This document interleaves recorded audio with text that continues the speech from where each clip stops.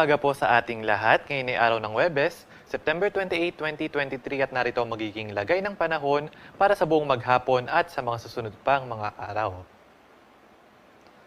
Sa kasalukuyan, patuloy pa rin yung ating monitoring dito sa low pressure area na nasa loob ng ating Philippine Area of Responsibility. Huling namataan sa may layong 800 kilometers sa may silangan ng extreme northern Luzon. Halos wala itong kaulapan at medyo malaki rin yung circulation nitong nasabing low pressure area. Samantalang meron din tayo minomonitor na isa pang low pressure area sa labas ng ating PAR at huli itong namataan sa may layong 1,850 kilometers sa may silangan ng southeastern Luzon.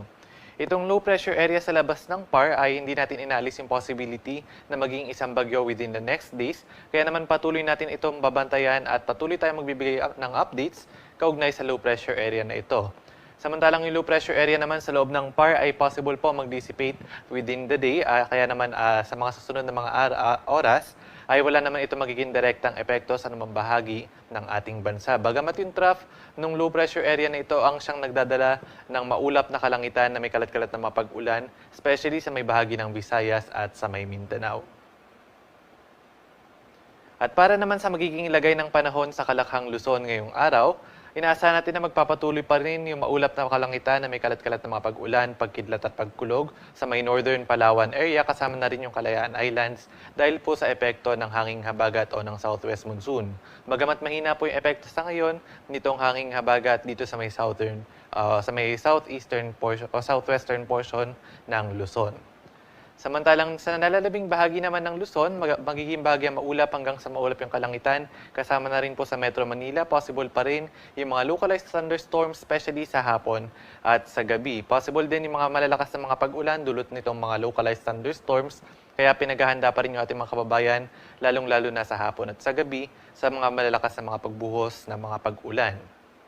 Agwat ng temperatura dito sa may Lawag nasa 25 to 32 degrees Celsius, sa may Tuguegarao 25 to 33, sa may Baguio City 17 to 25, sa may Metro Manila, Legazpi, gayon din sa may Kalayaan Islands at sa may Puerto Princesa nasa 24 to 32 degrees Celsius at dito naman sa may Tagaytay 22 to 30 degrees Celsius.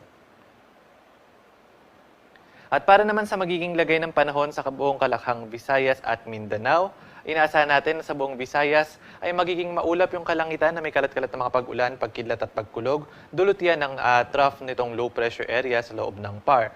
Samantalang dito naman sa may Mindanao, sa may northern portion ng Mindanao, kasama na yung Zamboanga Peninsula, northern Mindanao, sa may Caraga at gayon din sa may Davao region, possible pa rin maging maulap yung kalangitan na may kalat-kalat na mga pag-ulan, dulot pa rin ng trough nitong low pressure area.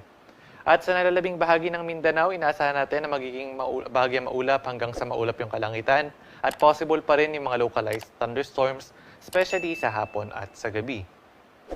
Agwat ng temperatura sa may Iloilo at Metro Cebu nasa 25 to 31 degrees Celsius.